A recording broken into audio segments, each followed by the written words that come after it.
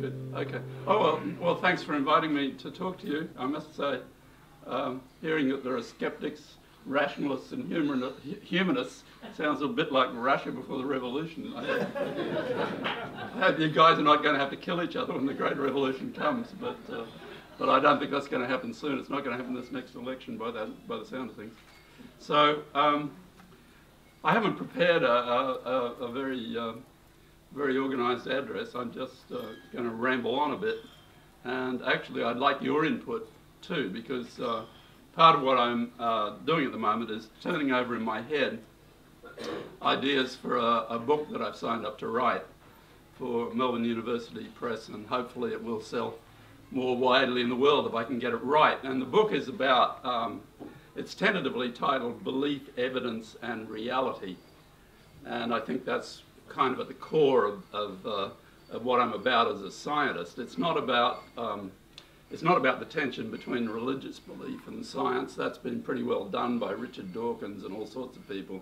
And depending on where you're coming from on that particular issue, and I guess a lot of you are not coming from the position of belief, but depending on where you're coming from, there are all sorts of different perceptions.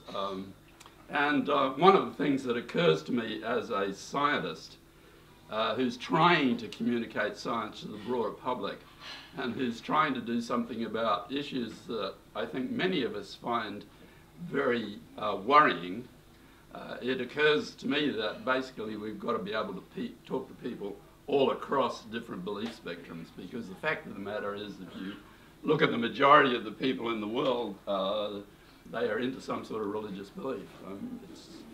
At what level that is and what that actually means, I've no idea. But to get across the important points about what's happening in the world and what needs to be done, somehow or other we've got to have a dialogue with those people. And if we are to have a dialogue with them, it's not really very useful to go around calling them all complete idiots, because that's not really a very good way of doing things. So I'm not going to touch that area because partly because I'm not really competent to write on it anyway. I know about science, but I don't know anything about theology or about what the arguments are in religion or any of that stuff. And I have no intention of trying to find out, because I've got too many other things to do. I think, like a lot of senior biologists, this happens to old biologists. It happened to Macfarlane Burnett, it happened to Frank Fenner.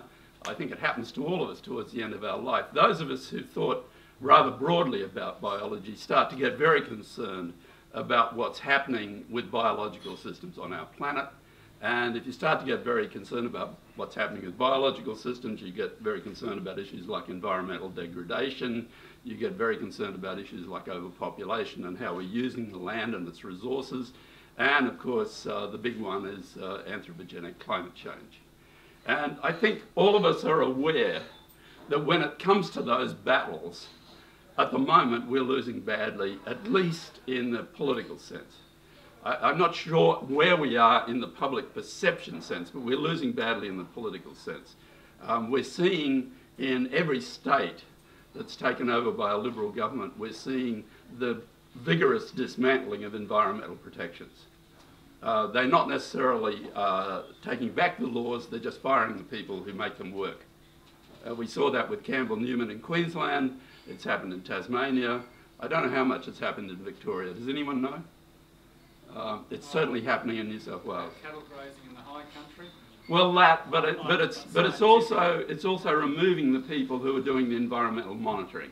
A lot of jobs have gone from DSC, yes. Yeah, okay, it's removing the people who were paid for by government to bring together the observations of people who are, for instance, taking samples as volunteers and measuring water quality. It's that sort of thing. It's being steadily eroded. And so how do we sort of start to turn that around? And I frankly don't know, but what I do know is that, you know, once you won a Nobel Prize, you won a Nobel Prize. You're not going to win another one. You know, that's the way to total insanity. Thinking you're going to win one anyway is the way to total insanity. Drives a lot of guys. It was a woman who did it first. Did what? Wasn't it? A woman who did it first? Won the Nobel Prize? Twice. She won it twice. Yeah. Marie Curie won it twice, and there's a physicist who won it twice, and a biologist who won it twice. Yeah, Linus Pauling went for peace and for chemistry, and then he sort of went balmy about vitamin C and lost his level of skepticism that he should have been applying to his studies. Yeah, so the thing is, you know, what do you do with the rest of your life? So I think one of the things, I've continued with science. I'm still doing science. I'm still involved in research on immunity to influenza. I'm still involved in research at the University of Melbourne, and I'm also still involved in research at St. Jude Children's Research Hospital in Memphis, where I was working for many years and where I was when I was told I'd won the Nobel Prize.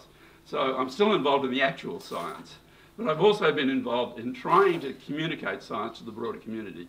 And if my efforts are anything to go by, considering I started this in 1997 in Australia when I was Australian of the Year, and considering what's happened over those intervening years in Australia, I have been a total and abysmal failure. And that just shows I've got no impact. I mean, you know, there are a lot of other people trying to do this, and it's just not getting through in some way. It's not cutting through. So the question is, how do we make it cut through? And the question is, how do I write about this and think about it in ways that I can at least suggest something that's kind of useful and make some useful points? And that's what I'm throwing around in my head. I've written several books. I started with a book called The Beginner's Guide to Winning the Nobel Prize. The title embarrasses me, but it's basically a book about how science and how it's done. And it was an attempt, I was very naive, and it was an attempt to try and talk to politicians and to people in power, hoping that they would read this. Of course, they don't. Politicians do read books. Some of them read a lot of books. I mean, I think Rudd read a lot. Even, it may surprise you, but George W. Bush read a lot. And who got him to read? Who do you imagine? Karl Rove, the Prince of Darkness. Yeah, got him to read. Karl Rove is a very smart, very cynical, very evil man. I mean, but, you know, there are a lot of them out there. Clinton, of course, read a lot. You know, some politicians do, but they're not going to read the sort of book that I write, it seems. Then I wrote a book about hot air. I tried to read up, because I'm a biologist, the whole of the climate change issue, the actual understanding of what's happening in terms of warming and so forth is in the hands of the physicists and the oceanographers and the meteorologists and some of the geologists and these sorts of disciplines, all of which are in the physical sciences. They're pretty much mathematical. They're not the sort of thing that a biologist reads easily. I can look at that literature, and I try to look at it in journals like Nature and Science, which are the generalist journals. The generalist journals like Nature and Science. Do any of you read Nature and Science? I mean, these are the big scientific journals that scientists read. And if you can get a paper in there, you may, if necessary, actually kill someone to do that. And not known to have actually happened, but I've always thought about it as a plot for a novel. But I tried to write a novel. It's abysmally bad. Just terrible. I don't think scientists are equipped, either in what they've done with our lives or the way we think about it, to write novels. I mean, we don't make stuff up, or we shouldn't. Whereas, say Bryce Courtney made stuff up to the point that even his family didn't know what was true about him. He was a natural storyteller. And we're not natural storytellers. We actually do try to tell it as it is, and I'm not sure that's the best way to write a novel. In fact, I was at... this is very rambly. Are you getting disgusted by this? No. It's all right if I ramble? Yeah, okay. I spoke last week at the Adelaide Writers' Festival, and I was talking about my book, Sentinel Chickens, What Birds Tell Us About Our Health in the World. I've just been doing the edits for that book, which is going to be published in the US. They don't like, the title. They don't like the cover picture. The title is going to be changed to Their Fate is Our Fate, What Birds Tell Us About Our Health in the World. And I don't know what's going to be on the cover, I have no idea. And I had to Americanize it. I had to remove the orange-bellied parrot and put in the southern fried chicken or something. Not the fried chicken, the southern prairie chicken. The prairie chicken's a sagebrush bird down in the Texan panhandle. And of course, as they remove the sagebrush and they build endless housing estates and the climate is varying and all the rest of it, then the bird's quite threatened and people are very concerned about it. And so the point of this is while I was sitting there, I was talking, and one of the young attractive women came up to speak to me, which is really at my age is quite a bonus. It rarely happens now. And she said that she was a protein chemist till she was 40. She only looked about 41, but she was a protein chemist till she was 40, and she just got sick of being in cold rooms and having her fingers frozen off. So she quit and she started to write novels. And she said the first 2 novels had scientists in them, and then she doesn't write any more novels with scientists because they're such hopeless subjects for novels. And there are actually very few novels about scientists. You may have read some of Aldous Huxley's older novels. There's a novel by Allegra Goodman called Intuition, which is about science fraud. She, I think, spent a bit of time at MIT or somewhere and wrote this rather ambiguous novel, which is quite interesting. And then there are, of course, the shock horror novels, you know, the mad scientist, the anti-science novels of Michael Crichton, you know, that sort of thing, zombies and scary infectious diseases. I've just written a book on pandemics, which is not going to sell because I sort of say we're doing pretty well with pandemics. You don't need to be scared out of your mind. And it's totally contrary to the big American fear industry. You know, a lot of stuff goes by fear, as we all know.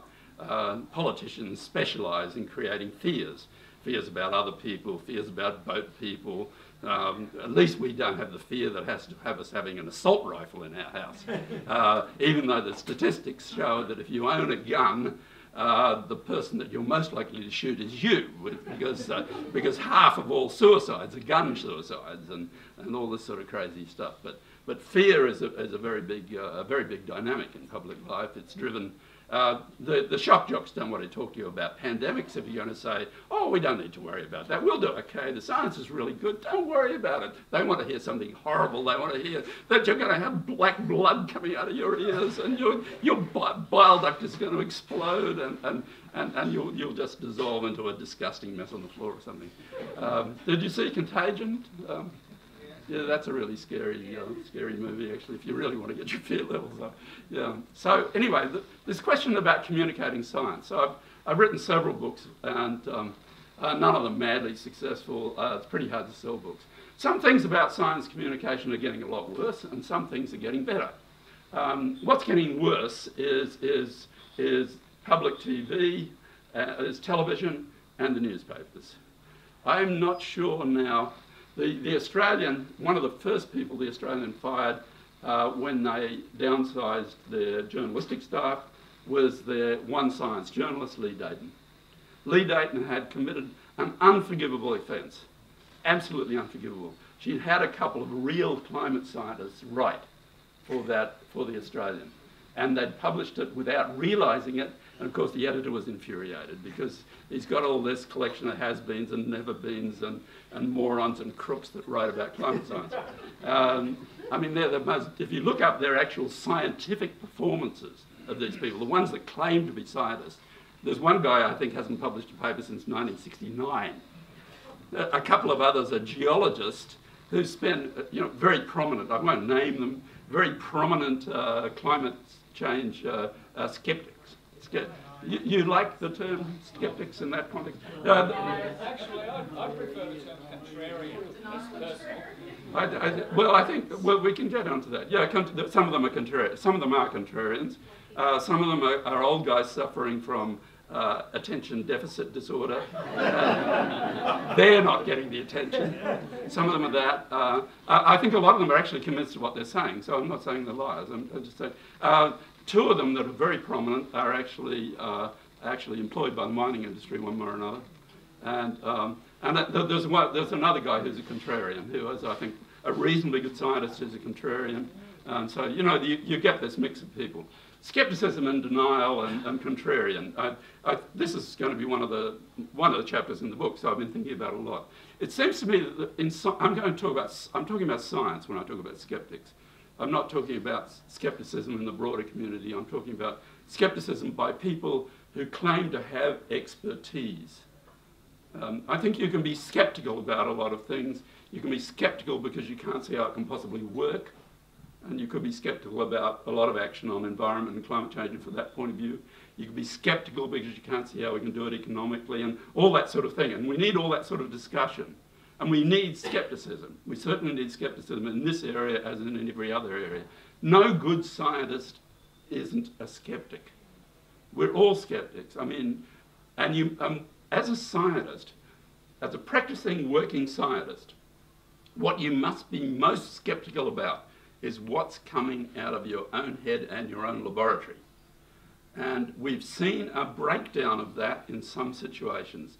And the result of that is we're seeing, particularly in the biomedical sciences and the allied sciences, psychology, anesthetics, we've seen a number of cases of outright fraud. People thinking they know what's going to happen and just making it up. Or the one thing that really terrifies you if you're running a research lab is that some enthusiastic and bright young kid will go away and get the results that they think you want. And that is a disaster. That's terrifying. So I'm extremely skeptical. You know, if someone gets results too easily, I want someone else to repeat it or do it in a different way. We've just been through a case at St. Jude, the Memphis group, where they actually came to the point they changed the labeling on some tubes. And the person doing the assays came up with the results expected for the label, not with the results expected for what was in the tubes. It's very simple to check, but you have to be conscious of the need to check. And it's easy to commit a fraud because a lot of the data acquisition and so forth was using technology or equipment or approaches that may not be very familiar to the person who's actually heading the program because there's so many different components. And so you're pulling a lot of different things together. So you must be totally skeptical, firstly, about what's coming out of your group, and secondly, about your own interpretations. How do you pull these down? I talked to, you know, Brian Schmidt won the Nobel Prize for the Accelerating Expanding Universe. And so it so happens that one of the people that I'm working with, we're doing a big systems biology analysis of virulent and less virulent influenza viruses. What systems biology is? It's reading out these very, very big complex data sets that you can now access through genomics. You can read out all the messages, the transcripts, for the proteins that are being made in any given situation. It uses robotics and all sorts of technology, depends on a lot of gene sequencing and so forth. Or you can read out all the proteins that are being made in a given situation. It's what they call discovery science. There's not a very profound hypothesis behind it, but what you're doing is you're generating massive interrelated data sets which are then handled by computational people, by high-powered mathematicians and statisticians who are actually trying to put this together and make sense of it, and gradually they do, and you get pathways drawn. The computer actually feeds back data, linking various processes that seem to be related. And you're constantly modifying these models, of course, and feeding new data back into them to validate your model and to refine your model. This is exactly what's going on in climate science. It's exactly the same thing, where you've got enormous data sets, very complex systems, interactive variables, and you're setting up models to try and interpret that, and then as you feed data into it, you may refine your models and all the rest of it. The reason our weather forecasting has got so much better, as I understand it, is because we're using models to do that, and they're gradually improving the models as they get more data. Bureau of Meteorology and CSIRO Oceanography, I believe, are inputting something like 60,000 different pieces of data a day. That's coming from satellite feeds, and it's coming from, we can now not only measure, say, the diameter of an ice sheet or the diameter of something or of an ice mass, they can actually measure the depth as well. And so once you can measure depth, you can actually measure wave height. This is all very recent. So the actual new data sets are infinitely, in many senses, infinitely better than what was before. We have buoys that in the ocean, they sort of dive to different depths and take temperatures at different depths. And they do that automatically and feed back to the satellites. That's one of the problems, of course, with all these complex systems, is that the methods we have and our perception for really seeing what's happening is improving all the time. If you're talking about climate science, for instance, we're talking about temperature records, I think from 1910 in Australia and from 1880 in the US. So the best, and I don't think it goes back much further in the UK. We're sort of going back to the 19th century, basically. That's our temperature record. And then if you go beyond that, you're thinking about things like ice cores and tree rings and various other things that probably some of you guys know a lot about, but I don't know much about. So there's this measurement problem. So I was telling you about my friend this guy worked with, he's on the paper with Brian Schmidt, the guy that won the Nobel Prize, the Accelerating Universe paper. He showed it to me. It's quite surprising. Schmidt is actually in the middle, a middle author, which is usually a minor. That's where I always am now, because the guy that's running the lab is at the end, and the guy who did all the work, and all I do is edit the paper and try and put it in English, and then try and point out where they missed an experiment. So I'm the sort of checker. I'm the writer. I'm a very highly paid and very old scientific editor, actually. And so, but Schmidt is on that paper. He's right in the middle. So I asked him about that. How come he's in the middle? He said, this is the guy that drove the whole idea of looking at this right from the time he was a graduate student at Harvard. And then he moved to Australia, and he pushed it and he pushed it. The guy was constantly on a plane. He would fly all night. He would turn up in the Andes. He would work all night analysing data. He'd get people together. And you can see, if you ever see the guy interviewed, you can see he has wonderful communication skills. And he's actually, fortunately, he's talking to the politicians and so forth in Canberra. He's in Canberra, so he's going to be a big asset for us, I think. Anyway, so my friend's on this paper. So what's he doing there? At the moment, what he's doing is he's an astrophysicist. He trained in measurement physics. And the guy he was working with, their job was to check that all the data sets could actually be compared. The initial expanding, accelerating universe thing is based on, I think, supernovae getting sort of more and more faded. Am I right? Anyone know? Yeah, I think that's basically it. Huh? Yeah, that's right.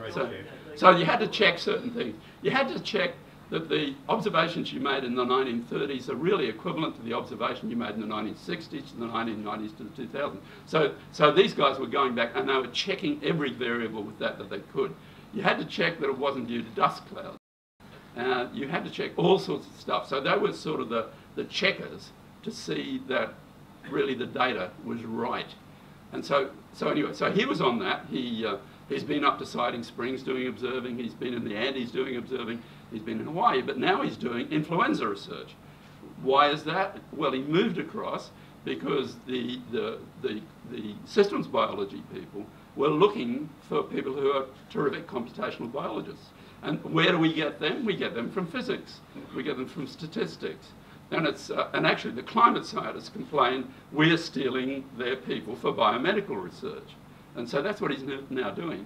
And there's that sort of change in all these systems. So when you have these very complex systems, you have a lot of commonality in the way that you're actually looking at them, in the approaches you use, and in the challenges really too. I think it's very hard. We know there's fraud in science. There's particularly, I think, in the small science, which is done in small labs. We know there's fraud. I think it's very, very hard to actually commit a fraud in that sort of science. There are just too many people involved, too many people looking at the data, too many people generating the data. So I don't think fraud in, say, the climate science area is likely. And in fact, there is no proven case that there is such fraud. If you look at the United States, if you commit fraud in science and you are funded by US government money, there is a very high probability you can go to prison. And a number of scientists have been sent to prison for fraud. 6 months, a year, it's not long, but for someone like that, that's pretty destroying. Others have been, there's one at the moment is subject to house arrest, and he may be subject to deportation, we're not sure. They sort of took pity on him because of his family situation and because he kind of confessed of what he'd done. But despite the fact that some of the regressive political types in the US have really tried to nail the climate scientists, people like Michael Mann and so forth, there's been no case. There's nothing there that they can hand to the US Attorney General or they can get the FBI to take up. These guys are straight, as far as anyone can see. And that doesn't mean that everything you read in that area is right, because we can also get it wrong. That's another thing that happens. without conscious fraud, you can get things wrong. You can go down the wrong road. The climate scientists try and stop themselves from doing that by running multiple models. I think the last time I talked to these guys, they were running, I think it was something like 30 different global climate models with different variables in. They're trying to check this and cross-check and back-check and trying to get explanations out of it. So you can get things wrong, and if you follow the IPCC reports, you'll see that they've backed off on some things. For instance, they thought that the Gulf Stream, I think the report they did way back in the 90s, they thought the Gulf Stream was going to slow very quickly and that Britain and so forth was going to get very cold. And now they think, and then they backed off it on the next report. Now they're wondering whether that isn't actually starting to happen. But they're not, I don't know what will happen when they bring out the next report. So you can get things wrong. And that really, the point about contrarians and controversialists and skeptics and deniers, I think you have the contrarians. Some people, you always, in any field of science, you have contrarians. They're always the guys that'll stick their hand up and they'll put some criticism which may be trenchant and relevant, or maybe ridiculous, but they get satisfaction out of it. And so, but they at least raise the point. So they're good value. And science loves that, actually. People who run scientific meetings love to have a fight. I mean, they love to get a couple of guys who are diametrically opposed about something, duking it out. And so, you know, what usually happens with that, when at the time that starts, there's usually pretty obvious points on both sides. And as time goes by, either the two guys will moderate their positions and come more together, so it's no longer interesting to have them fighting with each other. Or if one of them's stuck in a very rigid position that is wrong, he may stick to it, but everyone loses interest because they know he's wrong. And that happens too. I mean, scientists are as bad as anyone when it comes to not being able to back off. Some of them simply cannot back off. They cannot admit they're wrong. There was a wonderful cartoon years ago about Neville Rand, you know, the New South Wales politician. They used to call him Nifty, and showed him sort of tiptoeing away, you know. Nifty, he was. And I've done that several times, actually, where we've published stuff. It wasn't that the data was wrong, it was the interpretation was wrong, because we didn't know enough. And when we got a better technology and when we got better approaches, we realized that the way we'd interpreted our earlier data was wrong. Now, you can sort of decide to stick up for your original assertion and sort of say, this is absolutely essential, that that's the way it is. Or you can say, well, oh, well, I screwed that one up, and do the Nifty Rand thing and just trickle off into the distance. Most things in science, if they're wrong, they just disappear. It's not that they get disproven absolutely. It happens over and over. There's sort of a couple of competing theories, and then it comes through very strongly that this is the way it's probably going to be. The other one just kind of fades away. They're like old soldiers, you know, they just fade away into the distance. So the thing to me about, I mean, we'll always have contrarians, and that's good. We'll always have controversialists, and that's good too. I think, so Freeman Dyson, the physicist, is a kind of controversialist in the climate science area, and his concern is more about the economics and developing countries and all that sort of thing, as I understand it. And then you have genuine skeptics. But if you're a scientist and you're a skeptic, you should be as keen to see new data and new evidence and new arguments as someone who's really working on the subject or who has a different point of view. And so a skeptic, a genuine skeptic, will change their position. They'll moderate in some ways. And we've seen that happen with some of the American climate scientists who are very skeptical. They've now they've backed off some of their positions. They now, I think all the prominent skeptics in the US have on their website that they appreciate that greenhouse gases are causing a warming effect. It's just what they may differ on is the consequences of that. It's not that they're denying the reality of it, like some of our Australian so-called skeptics. They're saying that it's happening, but we don't think it's going to have as severe consequences as people are arguing. Well, of course, you can't say, you know, that's a legitimate position, and you know, whether they modify their position as time goes by, we'll see. But I think that, to me, is the difference between a skeptic and denier. The denier is always absolutely certain. There is no movement. And so I think if you're reading this stuff at all in the newspapers, and whoever it is, whenever there's a new bit of data comes out, all they do is come along and attack it and say it doesn't prove anything, we don't believe it. I think, you know, they're pretty much in denial. It's, they're not adjusting to the evidence as it comes in. Complex science. Now, as a biologist, as someone who works on influenza, and we work with mice and with people, and obviously we don't do experiments with people, we don't give them the flu, but we can do that with mice or ferrets, who are the favoured animal. But we've got the great advantage, say, of the climate scientists, in that, you know, if we get a data set, it tells us something, we just go away and do another experiment. I mean, it may take 20 mice or 40 mice or something. You know, the climate scientists, all they've got is one planet, you know, and you can't, it's an experiment we can't repeat. And so it's problematic. So they have to, they're more, it's a different sort of science also in the sense that it's a more observational science.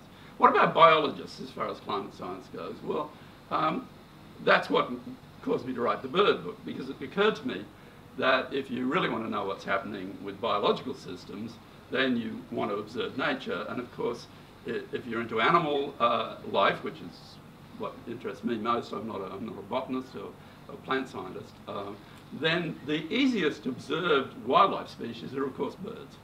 And not only that, there is an enormous body of people who are very much into observing birds, the bird watchers. And also, they're very well organised to work with the scientists. And this got me into a lot of thinking about the whole area of citizen science and of involvement of people. So where on the one hand, I kind of despair about science communication with the way the ABC is, for instance. They've just dumbed down catalysts for the second time, so it was dumbed down this bunch, now it's dumbed down even more. They don't seem, nobody seems to be running some of the wonderful science programs you see in the United States, made by Nova and so forth. They just don't seem to run here. We see David Attenborough, of course, which is wonderful. He's great to see. But we're not seeing a lot of that, even that sort of popular nature type science that we were seeing. We're seeing a lot of idiots on talk shows and stuff. I mean, maybe someone loves this, but I can't imagine who they are. You know.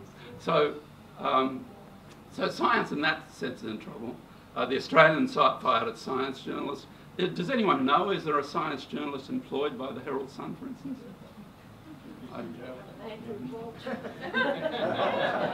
Well, Andrew's a political writer. I mean, he's a polemicist. And, yeah, I mean, you can kind of... Anti-scientist. Hey? An anti-scientist. Yeah, that's another interesting point. The Brendan O'Neills, the Andrew Bolts, all these guys, they don't like scientists. They don't like science. They don't like us because we sort of say, you know, this is the way it seems to be. And they don't like that because it doesn't agree with their invented narrative. And I think all of us, scientists really, and probably skeptics too, we all we put too little emphasis on the power of invented narrative. And so that's actually what's happened in this climate science stuff. I mean, operations like the Heartland Institute and so forth in the US, they just invent a narrative. You don't need any facts. You invent the science. One of my friends is a botany professor at the University of Melbourne, and he said, you know, they often had mock debates on creationism. Okay, he said he would always take the creationist side, and he would always win.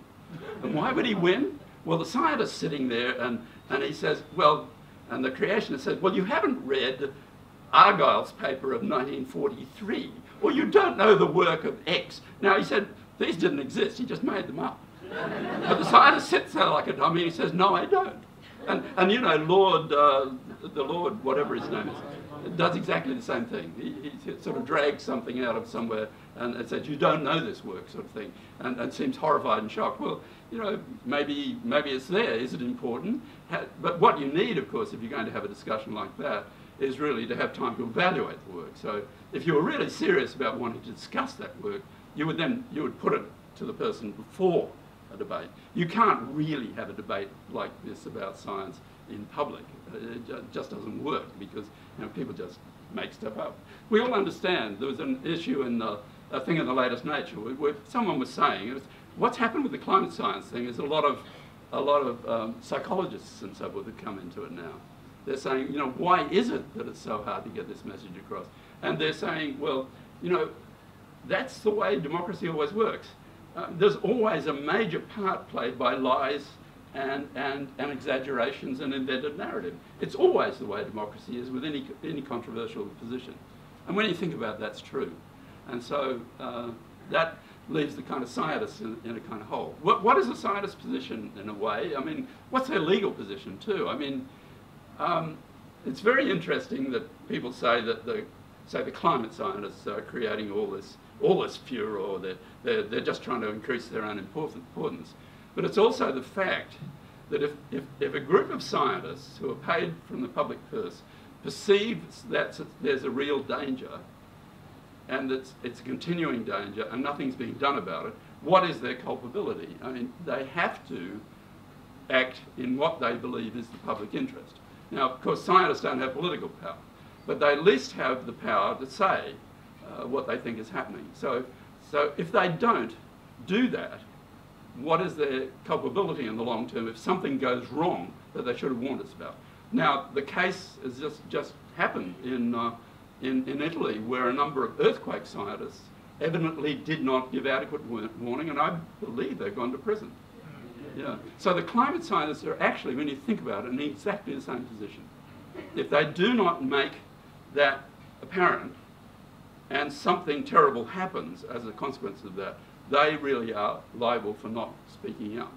Now, of course, everyone realises this, including the politicians who don't want to do anything, because it's just so difficult to actually do anything. What is the culpability of the people who are actually giving out false information?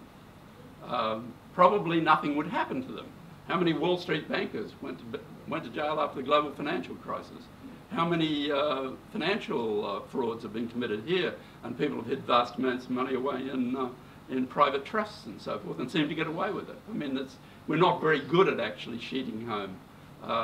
What cigarette company executive went to jail? There have been big financial settlements, but not against the individuals, and none of them have gone to jail. They're selling a toxic product. Well, they could say we're selling a toxic product, but we have the complicity of the people using that product. Okay? You try euthanizing someone who wants to die. You've got the complicity of the person who wants to die. You inject them, you may end up on a murder charge. Not so for cigarette company executives, it seems. They're exempt from this. So there's all these double standards going on. Anyway, I've sort of drifted away from my theme. So one of the things I want to talk about is actually citizen science. I think that's one of the positive things that's happening.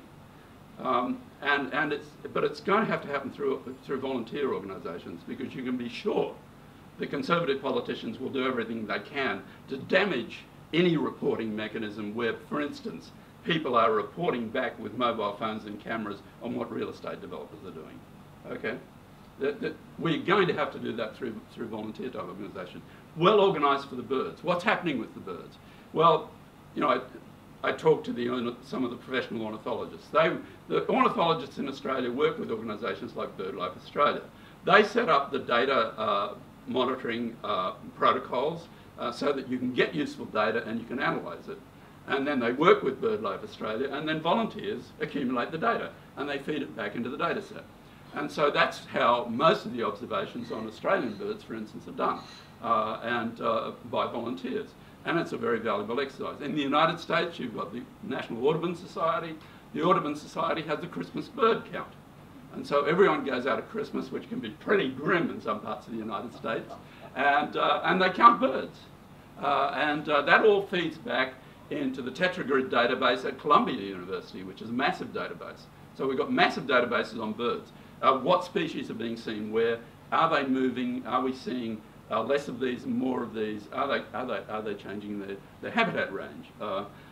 If you don't want to do that in the middle of winter in the United States, you can join the July the 4th butterfly count for the National Butterfly Association, and they're doing that. Now, of course, they've got many more people than we have, so they can do a lot more of this, and a lot of very enthusiastic volunteers. We've got people in Victoria, for instance, monitoring the health of the rivers very closely. We've got, and I think we should Earthwatch and so on. So I think there's, particularly with mobile phones and with electronic communication, this is going to be one of the things that gets a lot more people really involved in science. But I want those people, as they do that, whether they've got any scientific training or not, I really want them to think of themselves as scientists. Now, scientist is a bad word. I mean, it's not as bad a word as professor, which is an absolute insult. You know, being called professor is like being called mate. It's a total put down. But scientist is kind of a bad word. You know, it's nerdy and other. And you know, the people love to use it. That's why they like to use professor, because it separates you out as a sort of an odd fish, and I kind of hate it. So there's that that's good. The other aspect of communication science that's good is, of course, everything that's on the web. I mean, you've got just about every time I look at Wikipedia in an area that I know, I find it's really pretty good. And in fact, more and more of us, I think, we go to Wikipedia, and then we go from there to, pick up on some of their references, and we can actually expand our search very quickly. A lot of the time, a lot of us no longer, who are professionals, no longer go into databases like PubMed, which is where all the medical literature is assembled. We go straight into Google, which will take us straight to the paper. And it's really extraordinary the way this is all sort of starting to work. So really, it's how much we can actually mobilize a global consciousness or a broad consciousness to actually act on some of these issues through things like the web. And get real action. And you know, many people are trying to do that. Anna Rose, for instance, the environmental activist who debated Nick Minchin. Now, Nick Minchin was classic. I mean, in that he, at least the way they produced the television program, Anna, I talked to Anna about it. We did a double act in Brisbane on a writer's thing. She said that, you know, he seemed to, for a time, he seemed to sort of moderate. And then by the time he got back to Australia, he'd recycled right back into his total denial of anything happening. I don't know, if you've ever dealt with people who are psychiatrically disturbed, they do exactly the same thing. Yeah, you sort of talk them out of it. You talk them out of it, you talk them down, and then they just cycle back. And you know, it's like this. So I'm not a psychiatrist, and so I'm way out of my depth when I do that. And try and, you know, the few times I've had to deal with someone who's really very upset, I've tried to get it to a professional, because I think it's very important to get people who are properly qualified talking to people when they get in that sort of situation. So science communication, my book about science, belief, evidence and reality. I'm going to talk about evidence in the scientific sense. Of course, evidence means many different things to many people. Evidence to a lawyer is not necessarily what a scientist means by evidence. The lawyer, the evidence is what wins his case, I guess. I mean, evidence, we had a religious friend who if she knocked on the door and you answered the door, it was evidence that God told her that we would be there. So, you know, people have different perceptions. So not quite the evidence most of us would accept. Reality, the reality is the reality of humanity. Human beings are flawed. We're a little bit mad. We're part crocodile and part monkey and with a big brain, and that's as true of scientists as anyone else. I mean, the only reason science works well is because we operate under very strict rules. So I mean, the rules are that you have to make observations or do experiments. You then have to analyze it. Now we have to analyze it statistically and properly. You then have to publish it so other people can scrutinize it. It goes through peer review. So that people scrutinise it then. But the real validation of science is not peer review. If you're going to very top journals, the peer review is often much more rigorous. The real validation of science is always someone repeats it, or they came to the same conclusion with a different type of approach. The expanding universe thing, my friend Alan Dirks, who's the guy who worked with Brian Schmidt, was very sceptical for a very long time. He's on the paper, he said he was sceptical for about 10 years. And then he said, what happened is a whole new set of data came from a completely different direction. It was to do with microwaves. And evidently the two things just intersected in a way that said, you know, this is the way it is. And so that's what happens. He maintained his skepticism until he saw a totally new data set. I don't know, how long have I talked? How long do you want me to talk? Is that long enough? More? I can go on forever, but I said we've got it for about an hour. So what do you want me to, what are we talking about now? Immunisation, well, here's a case. Yeah, so basically vaccination. What you've got to, you need a reasonably sophisticated view of this. What happens is, vaccination is a medical procedure, okay? There is no medical procedure of any type that is totally without risk, okay? So what you've got to get people thinking in terms of is a benefit-risk analysis. That's the way the epidemiologists in this area all operate. It's benefit-risk analysis. And of course, the benefit-risk analysis with our vaccines is pretty massive, with the vaccines that have been around for a long time, is pretty massively in favour of the benefit side rather than the risk side. Things do go wrong. I mean, we had, you may have been aware of the cases of convulsions in Western Australian kids. Babies up to about 5 years old who were vaccinated with the then current CSL flu vaccine, a percentage of them went into convulsions. Now, it's very hard to actually get this data really clear. Why is it very hard? You think it'd be easy, but the thing is you don't have a trial set up ahead of time. So what you're dealing with is a lot of anecdotal and random data. Until you actually start to look at that seriously, it may not be in a way that you can really analyse it, because you get panics. You know, I worked at the Australian National University back in the 80s. We had half our secretarial staff off with repetition strain injury. Okay, 10 years later that wouldn't have happened. Everyone's doing their own typing, and any secretary's desperately trying to hang on to their job. So you know, but it went through like an epidemic. Everybody had repetition strain injury, and I'm not imputing the motives or the beliefs of the people who thought they had it. It's just that these things really are contagious.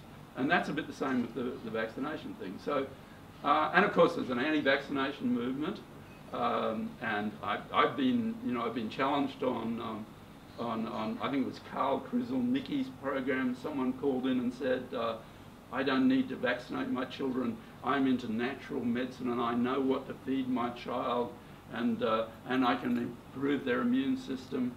And you know, what can you say? I mean, you can't humiliate someone or attack them because you just lose your audience.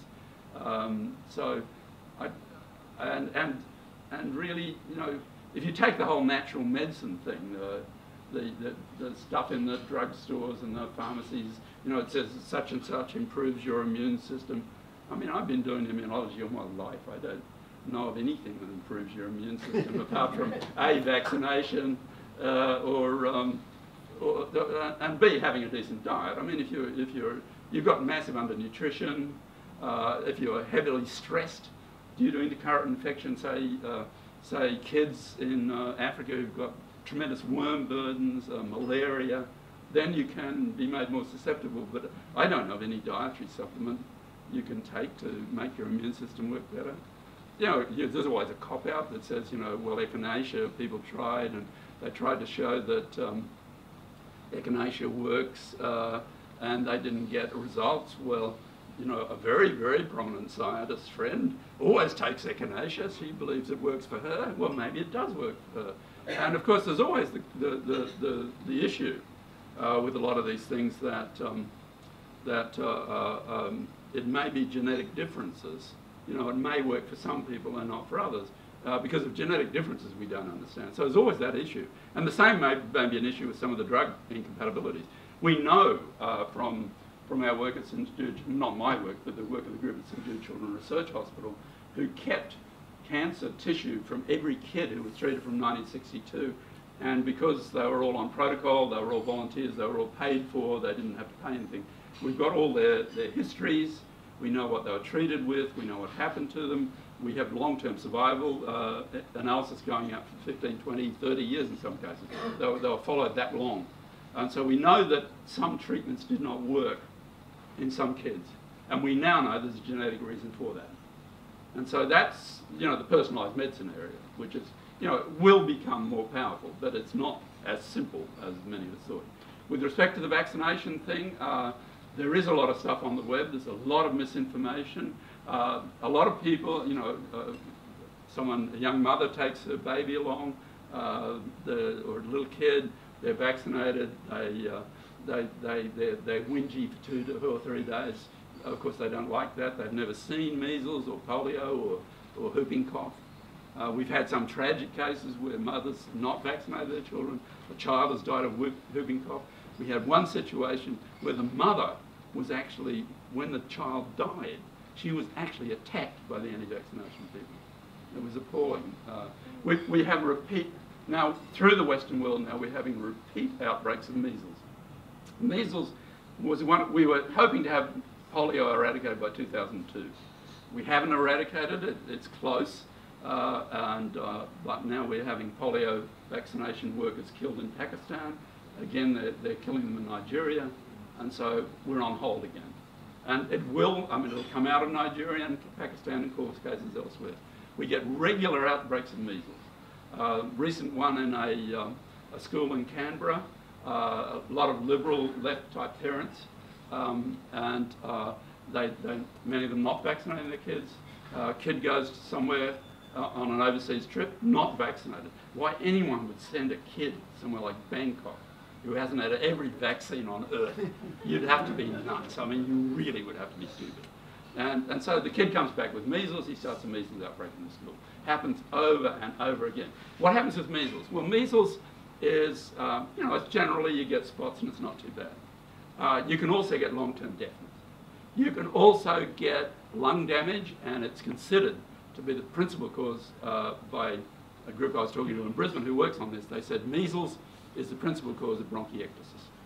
So if you get to be 50 to 60 and your lungs are shot and you're not a smoker and it's not emphysema, you could have bronchiectasis and it could be a sequelae of measles. There's also another disease called subacute sclerosing panencephalitis. Very rare disease, but it completely disappeared when everyone was vaccinated against measles. It's a disease where the measles virus gets into the brain and it's a defective form of it stays there and it just hides out and you're not aware you've got it. You've got a beautiful 15-year-old kid, suddenly they're in a coma and they're dead. And that's subacute sclerosing panencephalitis. You can't, we need to talk to people better about this. I don't know how we do it. My friend Paul Offit, who is a clinical medical infectious disease guy, he's called Dr. Profit because he actually made a rotavirus vaccine. So they say, you know, all that he does is just trying to make money for himself. So this is the usual sort of thing. But he's gone through all the analysis that says, you know, the measles, mumps, rubella vaccine is not damaging. Enormous amounts of work was done, and he had death threats when he published his book. So, and in fact, the original paper, the one that's so controversial, it was 11 cases, but the guy who wrote it, and it's now discredited, but the guy who wrote it wasn't against measles vaccination. He was against the MMR, the measles, mumps, rubella. In fact, he was trying to sell the measles vaccine as single vaccines, not the triple vaccine. So, you know, this gets very irrational. It gets all mixed up with things like empowerment. You know, it's my child. I have every right to say. It gets tied up with the fact, I think, that we think much less now about collective responsibility for anything. The social contract has fallen apart in many cases. I mean, you can see it falling apart here. I mean, as soon as the next Liberal government gets in, you get an attack on public education again. It'll be exactly that I find crazy because well, you know, that's let's not get into that one. But yeah, I mean, women should be very concerned, and they should be getting their voices out. I mean, we have a possibility we'll have a DLP senator in Victoria and in Queensland. Yeah, John Madigan. It could be Joni Abbott's-Bryan, apparently. I think it could easily happen, which is a very depressing thought. But I don't want to get into that issue. But it's now I've forgotten where I was. What issue I was in? But social contract. Social contract. Yeah, I think it has broken down to a very substantial extent, both here and in the United States. And I think it really. I don't know whether I kind of identify it as starting with the Reagan-Thatcher years. But I don't know whether that's fair. I think, you know, my age, I was born in 1940, I sort of grew up with that generation who'd been to war. And I think they all sort of looked out for each other in one way or another. You know, they've been through that terrible experience, and there was a kind of perception, both as a consequence of the Depression and before it, and then the war, that everyone had some responsibility for someone else. And I think a lot of that's gone. It's just not there anymore. And yeah, so I don't know. Yeah. Superbugs. These are kind of scary. I mean, there's overuse of antibiotics. I think if you've got a good doctor here, they'll try to not to overprescribe. A lot of people insist on antibiotics. But the real problem is out there in the community. The Dutch, for instance, will not let a pig farmer, they will not admit a pig farmer to a standard infectious disease ward. They have separate facilities for them because the pigs are being fed a lot of antibiotic, and they're finding these drug-resistant bacteria, the multi-drug resistance, the MDRs and so forth. Formerly, they tended to be hospital phenomena. They're what we would call nosocomial infections that come out of the medical area.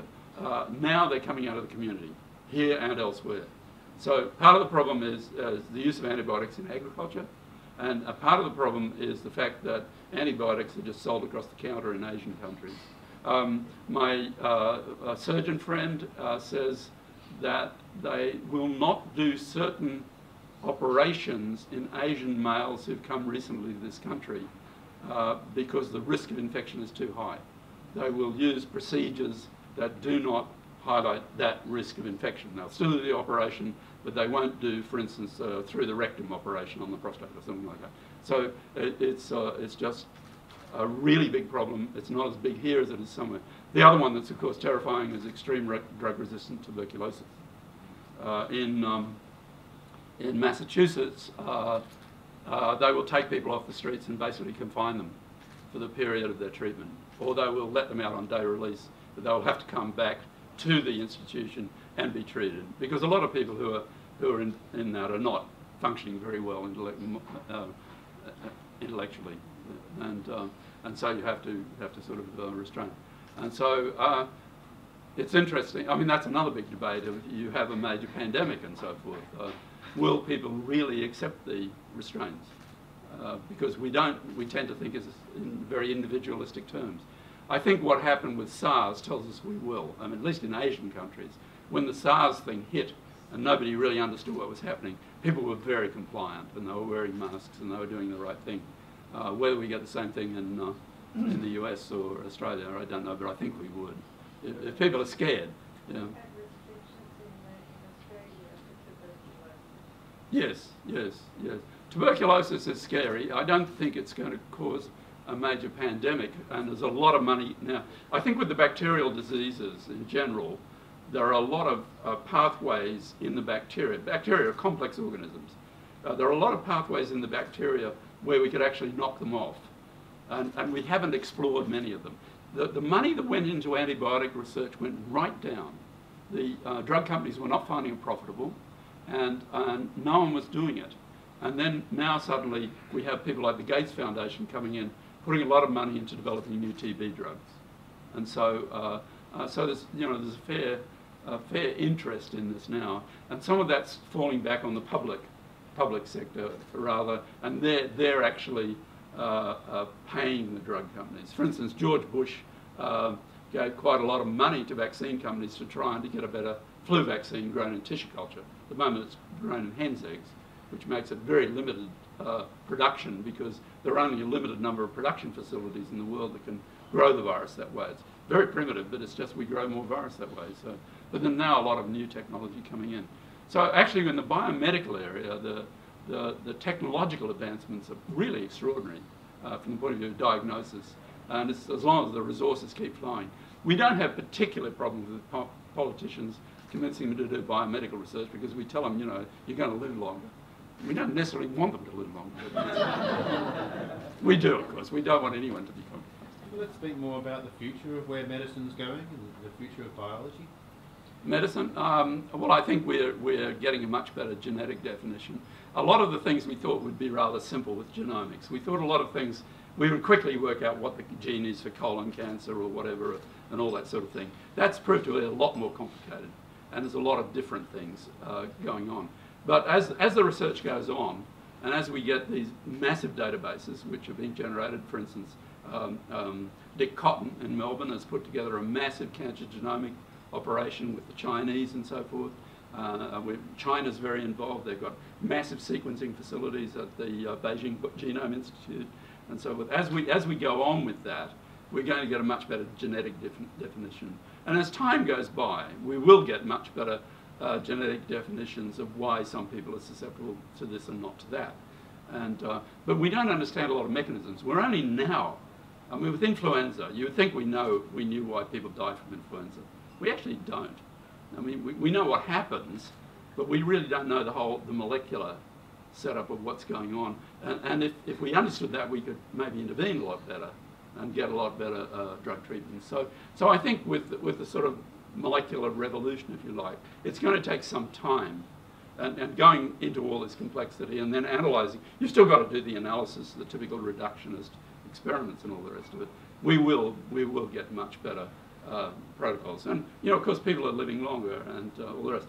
The real one that's still defeating us is the protein folding diseases, Alzheimer's and these diseases where abnormal protein accumulates in your brain, and that's, if we could stop that, that would be great. Are you concerned about the influence of drug companies in public health, drug manufacturers? I haven't thought a lot about this. I'm not really in the clinical space. There's a lot's been done to try and cut back from the sort of essentially bribing doctors with fancy dinners and all this sort of thing. That's become a lot less acceptable. They operate under much stricter rules, I believe. I think it's an issue of concern, but it's more for the people who are really in the clinical area, which I'm not. I'm a basic scientist, so I get out of my depth a bit with these things. And you know, I'm trying to cover so many things in what I'm watching while still doing some science that I've left that one, you know. Yeah. The placebo effect is very interesting. Yeah. It's like you get 5% for a small white pill, 10% for a bigger white pill, and maybe 15% for a single injection. Yeah. So the mechanism would be interesting to speculate about. And Western sort of normal medicine isn't allowed to use it because it's unethical for doctors to give someone something that doesn't actually work. Better when people. And yet the alternative medicines make a really good deal out of it by the purple gold and It's an issue. But it does work. Yeah. So, No, the placebo effect's powerful. Can be very powerful. Yeah. So Yeah. I guess one question: Yeah. how could doctors use it more? And the other thing, because for a lot of animals, does it work for rats? No, I think it's perception. It doesn't work for rats, really. I don't think so. I don't think so. I mean, you know, well, sometimes, you know, just injecting something can have an effect. I mean, you know, we have controls. I mean, you know, you've got, in fact, when I used to work with sheep, it was great to have controls because you would eat them. But we were very poor and living in Scotland at that stage. But yeah, you know how to eat the controlled mice. Well, not yet. I mean, when we get to the soil and green stage, maybe. But yeah, we do controls. Yeah. But, Any idea how it works? Same human thing. well, the control, I mean, you know, they do things like withdrawal of treatment and so forth. For instance, in HIV, you'll do it. They did a lot of stuff with treatment and then withdrawal of treatment and seeing what happened. In fact, there's actual protocols now that they're talking about. In fact, Sharon Lewin at the Alfred's been talking about actually using drugs that will drive HIV out, drive cells to produce HIV. And then if they're producing, it's not hiding, and you can maybe kill them. Because the problem with HIV is it hides out. So, yeah. So, I mean, one sort of placebo-type protocol is to actually, you know, give the drug, then withdraw and see what happens. A drug holiday type approach. I know that, I mean, neurologists still do some sort of placebo-type stuff, as I understand it. I mean, you know, I've got a son who's a neurologist. He spends a lot of time, he works on seizures. he spends a lot of time diagnosing people with fake seizures. I mean, you know, for psychological reasons. It's not that these people are wicked or that they're deliberately trying to deceive, but they are convinced they have seizures. But he, you know, one of the key things in picking someone who's faking is that you put them in a room with cushions, and if they're going to fake a seizure, they arrange the cushions before they have it, so they can. And the other way, of course, they can tell is by monitoring brainwaves, because you know they can tell.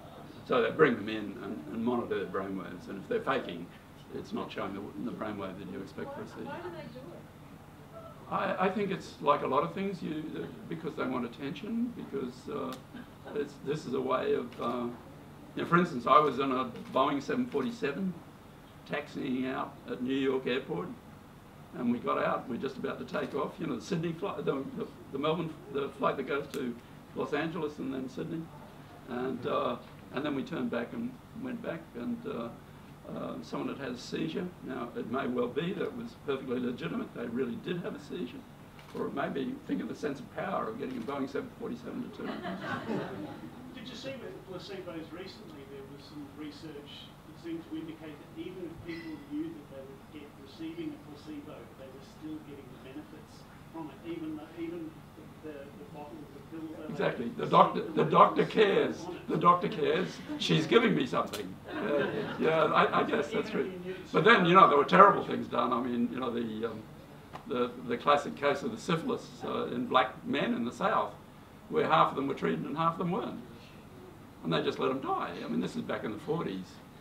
They actually gave syphilis to people down in South America. Yeah. So, you know, there were some terrible things done in the past. But in this case, they showed that people, even if they themselves knew that what they were receiving was in fact a placebo, the label was I think that's why I take a multivitamin pill, actually. Yeah. And the side effects sometimes as well, it can be worse than some other cases. Yeah. Sure. Things like asthma and Crohn's disease, are they on the increase, or is that maybe so what? I think asthma is, yeah. I think there's a lot of thinking about the too clean hypothesis. Also, I think there was a situation where all the cars were off the streets for some reason, maybe a fuel shortage, or I think the asthma incidence dropped. You know, there is the feeling that the kids that are too clean, that don't get exposed to environmental bacteria, could be more likely to get asthma. There's also some evidence that an eldest child who's very protected is more likely to get some forms of cancer. And it's thought that what that reflects, if the kid didn't go to preschool, that they're just not getting a lot of infections. And so, you know, so it's not a reason not to vaccinate against the bad diseases of childhood, but I think, you know, kids need to get down on the dirt and so forth. In fact, they're actually trying I think it's Crohn's, but some of the autoimmune diseases, they're trying worm therapy. Yeah, yeah, worm, yeah.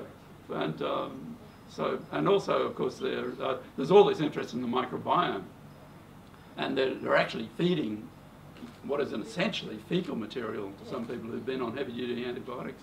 And so I think there's something there. I think only, you know, one of the possibilities is if you have antibiotics, then you can get recolonized by bacteria that are actually producing toxins.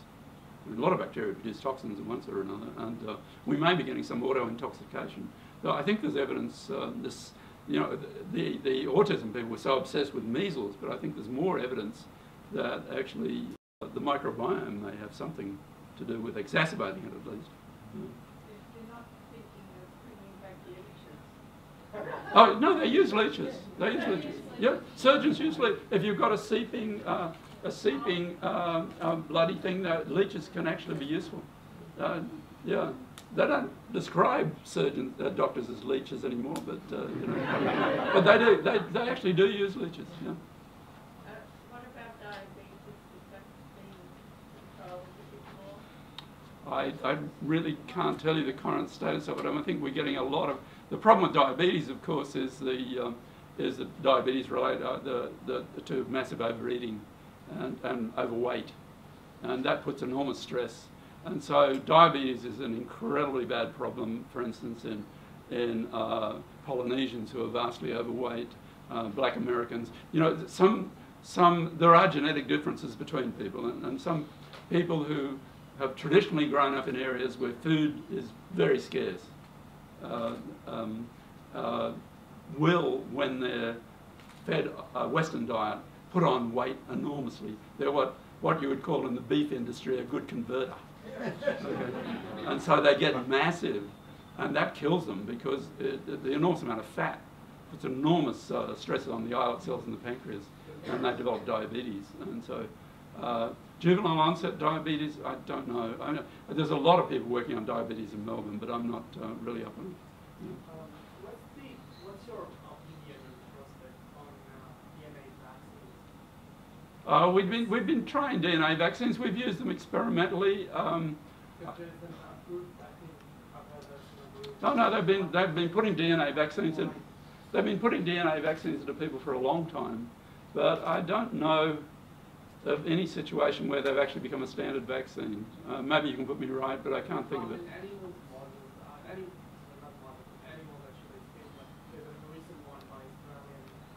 Yeah, but is the one that's actually approved for human use? But they put a lot of DNA vaccine into humans.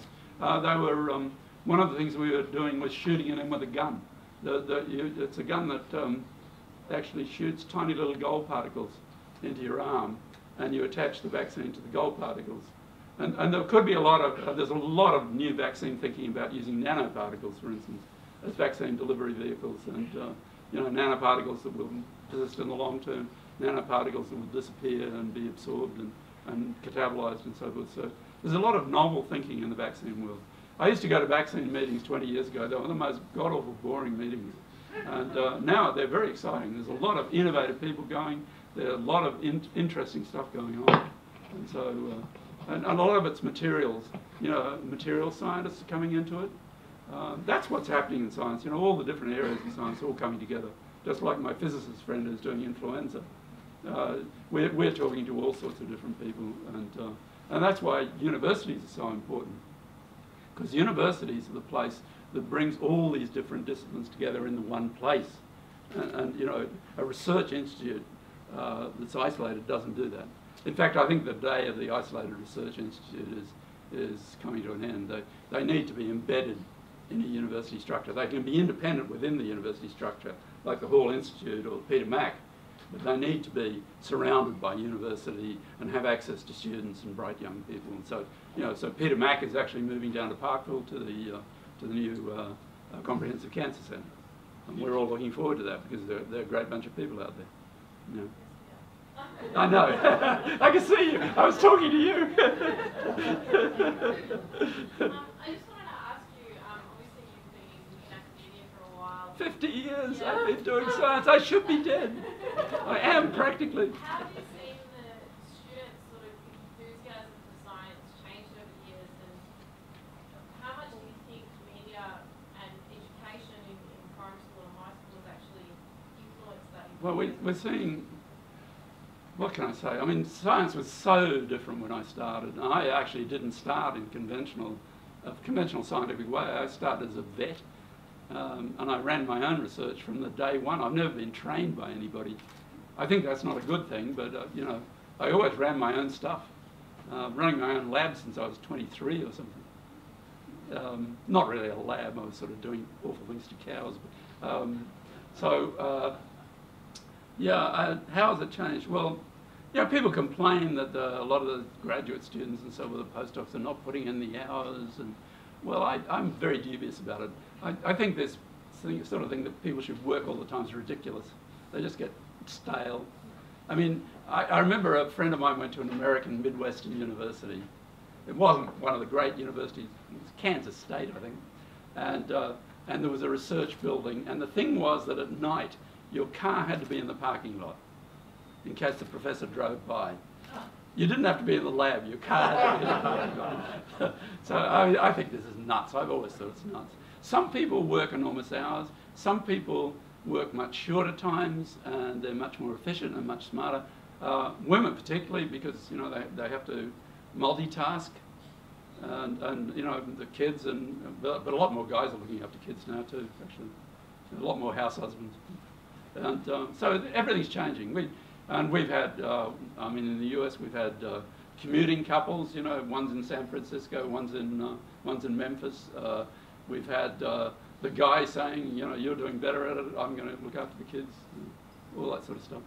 You mentioned citizen science Yeah. before, and you just had a good example one before. But what about the proactive health measurements people are doing with this quantified self movement? Have you heard of that? No. Where people are using applications on their phones to monitor their health. Oh, right. They're using interfaces to monitor their body more intimately, but they're doing it on an ongoing basis and sharing the data that they're collecting. We haven't got the phone to actually weigh them yet. But Well, no, we're getting there. I mean, no, I think this is a world that, you know, I'm kind of a dinosaur. Well, you know, dinosaurs were okay. I mean, they gave rise to the birds, right? But you know, it's the younger people who are using all this. You know, my 3-year-old grandson knows his way around an iPad. I've never used one. I use a portable computer, and so I think, yeah, I think a lot of this is going to change. And you know, it is quite possible. You could say, as you say, you could organise so that you fed all that data back into a single data set, and so that it was used. But it would have to be set up properly. I mean, you have to have a design. You have to have an experimental design, and that's why you need the scientists at some point to interface with that to give you a proper design. But the actual observations can be made by all sorts of people. It's as long as you're following the same rules, you're doing it the same way. Everyone understands what they're doing. Yeah. Peter, I'd like to ask you a question about a very new disease we seem to be having here in Victoria, which is highly contagious, and that is there seems to be a reaction to windmills. Oh, the wind farm, yeah. Do you look at the conversation? Yes. Is there anyone that doesn't look at the conversation? You should look at it. It's free. It's called The Conversation, one word, .edu.au. It's free. It's written by, it's all written by university people, but it goes through a professional editorial office. The editor is Michelle Grattan's just joined it actually, but it's the editor's the guy who used to edit The Age. And they've got professional editors, and so the articles are pretty readable. They've just had 2 or 3 articles on the windmill thing, saying that it's a hysteria type thing. But you know, I haven't seen data or anything. Just on that very article you're talking about, so there's Simon Chapman wrote one of the articles, and he did the research. And I was intrigued. I was interested in hearing your opinion, because his piece was almost a polemic at times. He was railing sort of against the people who had perceived disease. That's not a very good way to handle it, actually. Yeah, not a good way to handle it. I think what you learn very quickly, I had to learn this because I came, you know, at the age of 56, I was awarded the Nobel Prize. I'm suddenly, from being totally obscure in the lab, I know everything. You know, I'm a Nobel Prize winner. We're divinely gifted. Even when we get Alzheimer's, we're still doing it. But the thing is, what you learn very quickly speaking in front of an audience is that if someone jumps up in the audience and they say something that's, you know, kindly, quite frankly, ridiculous. You know, I drink 4 gallons of cold tea a day and it stops me getting something or other. I mean, you learn very quickly, you don't put that person down. You say, that's a really interesting observation. Have you talked to your doctor about what the consequences of drinking 4 gallons of cold tea a day are? You know, you may not have the tea always at the same concentration, and there's chemicals in tea, and you may be taking other drugs. What effects is that tea and the tannins having on your other drugs? And, you know, natural medicines are wonderful, but the problem is that if you're taking cold tea or you're eating some plant or something, that you don't always know the concentrations of the chemicals in them. You know, that is actually the thing about natural medicines. One of the issues is, if they're plant-based medicines, you don't know, and you do have active principles, and they have chemicals in them, and that chemical is affecting you, you don't know the concentration. And for that reason, I mean, there's a lot of scientists actually working on plant products to try and understand what the active principle might be and whether there is some use. But because of that, natural medicines tend to be rather weak. Because if you have a toxin in a plant, an alkaloid or something, that may be of some benefit at low dose, it may kill you at high dose. And therefore you won't eat that plant. You'll know by long practice not to do it. So, yeah, you've got to learn, I think, to deal sympathetically, and that's exactly the wrong way to approach it. To say all these people are hysterical nuts. You have to finesse it. Yeah. Mm. Some universities now are using courses on homeopathy and iridology. Well, you know, how do you handle that? I don't know. I mean, it's difficult. It's difficult. We don't have it at the University of Melbourne, and we will not. But you know, the question is it better to have the homeopaths in the university where they're actually getting some academic training and they're learning some physiology and some medicine, hopefully, or is it better to have them in some shop front? You know, there's a lot of concern about chiropractors who are telling people not to vaccinate their kids. It's a minority, but you know they're not qualified to comment on any of it, and they're doing that. So I don't. University trained. Yeah, so that's the problem. You give them the cachet of university training, but on the other hand, they may be. Give them respectability. I know. I struggle with it. I don't know. I mean, you know, the medical guys, a lot of them came out against this in a big way, and they said we should stop doing this. And they're the guys who kind of know. I mean, you know, I know chiropractors often help people, but one of the groups they help is neurologists and neurosurgeons. I mean, they bring them a lot of business. So, Peter, Yeah. would you mind just talking quickly about autoimmune disease? Well, it's one of the very difficult areas of science. You know, what have we got in the autoimmune disease? We've got rheumatoid arthritis, we've got Crohn's, we've got asthma. No, not asthma. We've got multiple sclerosis. We're doing somewhat better with many of those, but not necessarily because we understand many better. Rheumatoid, we've done, at least with some people, they're very good with the TNF inhibitors. They're again very expensive drugs, and that gets you into that problem that we were talking about. They're biologicals rather than chemicals. The more you can go to chemicals, small molecules, the cheaper it is. If you have to make a biological, a protein, then there's it's much more expensive to make, and there's a whole issue there. There's still a lot of stuff we don't really get. We don't really know what causes Crohn's. We know there's genetic susceptibility and all the rest of it. As far as I'm aware, we don't know. And so still a lot going on, but it's hard. I've worked often on multiple sclerosis.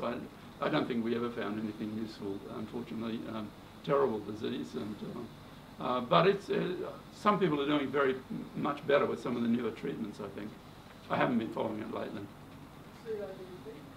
What's that? Yeah, there's all these odd autoimmune neurological things. You know, the thing about the brain, of course, is it doesn't turn over very. I mean, you know, some of the cells can turn over, as Perry Bartlett has been showing, but most of them don't. And also, things accumulate in the brain.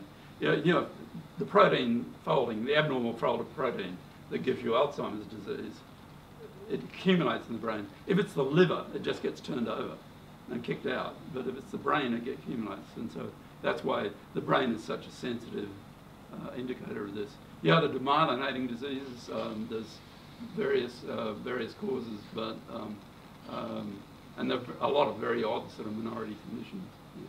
I mean, another big disease is chronic obstructive pulmonary disease. They're getting that can just be due to a lot of crap in the atmosphere. I mean, for instance, people burning cow dung in huts in India and that sort of stuff. Peter, the work you've done on pandemics and focus you're working on Yes. at the moment, what are your thoughts on the possibility of the next pandemic? How imminent do you think it is? Well, you can never really be sure. I mean, the thing is, the most likely pandemic virus. Well, we just had a pandemic in Victoria, a global pandemic. You didn't notice? Basically,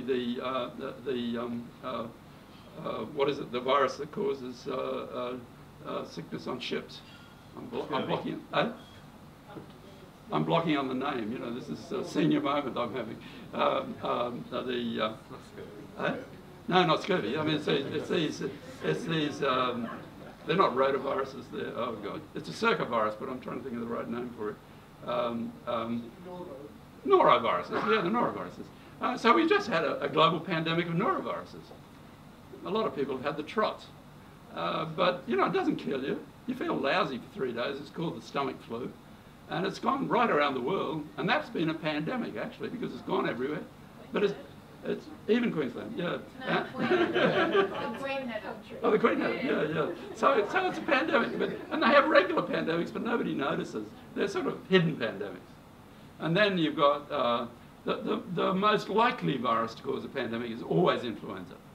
I mean, it's because it's so infectious and it's changing all the time. The 2009 swine flu was actually in Victoria before the virus was first isolated in Mexico. And it spreads that fast. It spreads by plane. And it came out of pigs. We had another flu virus came out of pigs last year, but it didn't establish the spread. People going to those agricultural shows in the Midwest, you know, the subject of all those vile American musicals. I'm offending all the musical lovers in the audience. That was a real, no, that's a real nice clam bake. No, that was a different one. That wasn't the Midwest, that was Maine. People were going to look at the pigs. They got too close to the pigs and they were getting the virus straight from the pigs. But it never spread between people. So flu is always the big danger. But, you know, something could come out that we don't know. I mean, SARS was very scary because we didn't know what it was and it took a while to work out. Another virus, very like SARS, has just come out in the Middle East. But they're on top of it from day one, pretty much. They know what it is, they're watching it. And so, you know, SARS spread so quickly because people didn't know what it was. They didn't understand that it was spread late in the infection. Flu is always early. SARS, they thought it was flu initially. SARS is late, and that's why so many doctors and nurses died. Yeah, so we can't pick what. There are all sorts of scary viruses out there. I mean, they're horribly scary viruses. They kill you in hideous ways. Hendra is the most horrible virus. But, you know, will these ever establish to spread readily between humans? And there's no indication they will. I mean, Ebola, Marburg. Marburg caused an outbreak in Germany, but it was quickly contained. So a lot of these things we contain fairly quickly. And something that is highly lethal, we do recognise very quickly and we jump on it. The real danger for a pandemic virus is a flu virus that, like the 1918 pandemic virus, kills about 2%. And that killed somewhere between 40 and 100 million people. And that was when we had a third as many people on the planet. I think actually, but then also, I think actually if that virus came back, we'd do a lot better with it. Because a lot of them probably died from secondary bacterial infection. We'd probably treat them with antibiotics. With the swine flu that went through in 2009, most people thought it was fairly mild. One of the reasons for that was that anyone over 65, anyone born before 1950 seemed to be pretty immune. We'd been infected with something else that gave us cross immunity. It put a lot of pregnant women in critical care beds. It put a number of fit young adults. It killed a number of fit young adults. We kept a lot of people alive with ECMO, the oxygenation machines. It was very, very bad in the indigenous communities. So, you know, it was a much worse virus than we actually thought. So flu is always a good candidate. But something could come just out of nowhere. We don't know. What's the most promising source of new antibiotics, you know, a whole new sort of category? I couldn't really answer that for you. I know there's a lot of work going on in that area. A lot of what they call combinatorial chemistry, making new compounds and stuff. But you know, most of the antibiotics we've got at the moment all come from fungi, and so we could probably make antibiotics from termites. So if we knew how termites defend themselves against bacteria, what mechanism do they use, and so on. So there's a lot of other possibilities, but I'm not really up on it. Nothing stands out. Well, I haven't been reading up on it. You know, there's so much happening in science, and I try to follow a few areas, but I can't. Could you spend a minute just to talk about what your Nobel Prize was about and what has happened in the field since then? That's the book after next. I have another question. It's going to be called The Killer Defense. I have a question. What's the average time between a discovery being made and a Nobel Prize being awarded? How long does it take to get recognised? Quite commonly takes 20 years, as it did with us. The one for the telomerase, you know, Liz Blackburn, the Australian, that took about 22 years. Ours took about 22 years. Sometimes with the interfering RNAs and so forth, it was very quick because it was very molecular. People quickly saw that it was working, and so they gave it very quickly. It was clear.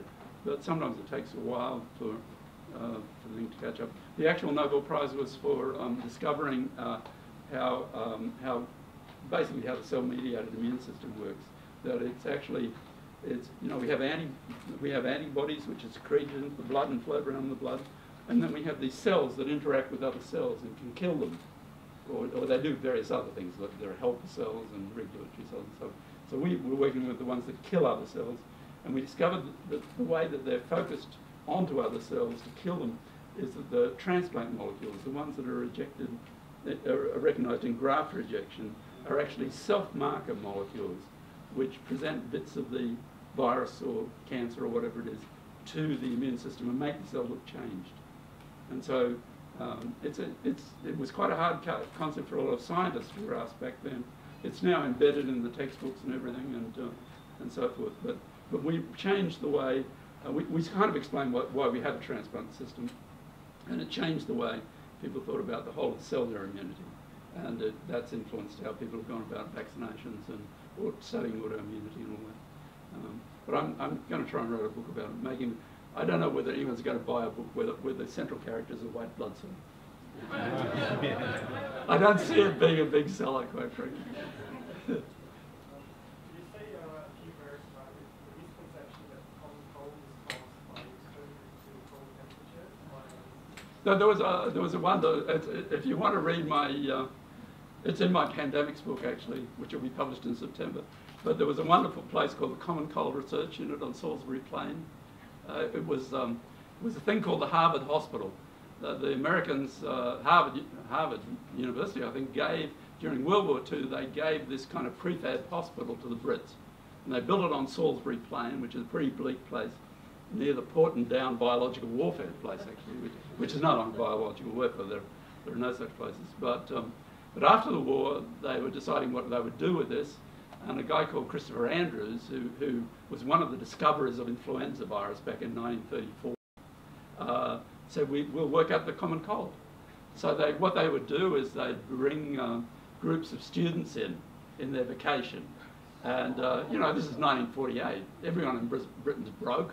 There's no money around. And students are particularly impecunious. So they'd bring them in, they'd accommodate them in nice warm little rooms, and they'd feed them and give them books to read and games to play. And they were all young and they were having a lot of fun, and they'd sit them out of deck chairs and spray water on them, or they'd drop things down their nose and so on. And they found it's all infectious. But they stopped because they found more than 100 viruses pretty quickly that cause the common cold. The trick was they couldn't isolate the common cold virus for a long time. They're called rhinoviruses.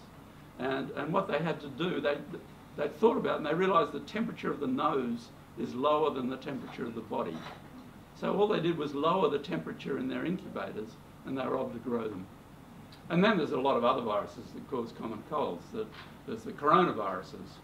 SARS was a coronavirus, but the coronaviruses in us are generally pretty mild. There are adenoviruses, a whole lot of things we call colds are not colds. But flu, you know if you got flu. I mean, it's a much worse infection. No more. Any more questions? 2 more questions, please. I know just one. Parkinson's seems to be happening. Yeah, it's awful. Yeah. Well, it's known it's to do with L-dopa and all the rest of it, but I don't know more about it than that. I mean, 3 of my friends of my sort of age have got it very badly. It's a terrible disease, and people die of it. It's horrible. A lot of people have the shakes, but that's not Parkinson's. That's just intention tremor. A lot of us get that as we get older, and you can get quite shaky, but that's not Parkinson's. But Parkinson's is a much, much worse disease. Have you been following somatic gene therapy? Not very closely. I mean, gene therapy was a big, there was tremendous hype. Then they killed a guy, and they backed right off. And now they're actually starting to get some good results. I think gene therapy is going to work well with hemopoietic diseases because, you can ablate the whole bone marrow, the blood-forming organ, really, and replace it. And so that you can take bone marrow from one individual and reconstitute another, or you can take someone's bone marrow out and modify it genetically or by various techniques, and then inject it back in. And so I think it will work with hematopoietic disease. The problem with gene therapy is to get the gene to the right place and to get it to persist there. And so there's been a lot of efforts, say, for instance, to relieve cystic fibrosis. We know the genetic problem, but it's been very difficult to actually. So the problem is delivery. And that's also a problem with some drugs and therapies, to actually get things to the right place. Yeah. Any final questions? Stem cell. Stem cells, yeah. I think there's also very big ethical issues. You know, if you're going to intervene in a fetus, for instance. And we had a conference about this at St Jude some years back. We brought in all the a lot of religious guys to talk with the scientists. We brought in the Jewish guy and the Catholic guy and the Islamic guy and the Presbyterian or whatever. I don't know what we call these. And so the sort of Jewish guy says, yeah, whatever works is fine. And the Catholic guy said, the teaching of the church is this. And there was no movement anywhere. The sort of Protestant was kind of all wishy-washy, and I don't think the Episcopalian even had an opinion. But and the Islamic guy didn't understand what it was all about. So, but it was kind of fun. They were nice people, and we had a good talk. Yeah. Okay. Maybe people have got to catch the last trains and translate stuff. Peter, we're greatly honoured that you came and spoke to us tonight. We've drawn a really good crowd. We've judged it just about right. That's one of the most fascinating talks we've ever had, I've got to say. So thank you very much. Please accept a bottle of the local wine from the restaurant. Okay. There are 6 Skeptics pens in the bag as well. They're really good pens, and they've got our contact details, but they last. Everyone comments and they're really simple. They haven't got all those movable bits on them. So look, yeah. Once again, thanks very much to Peter. Huge round of applause.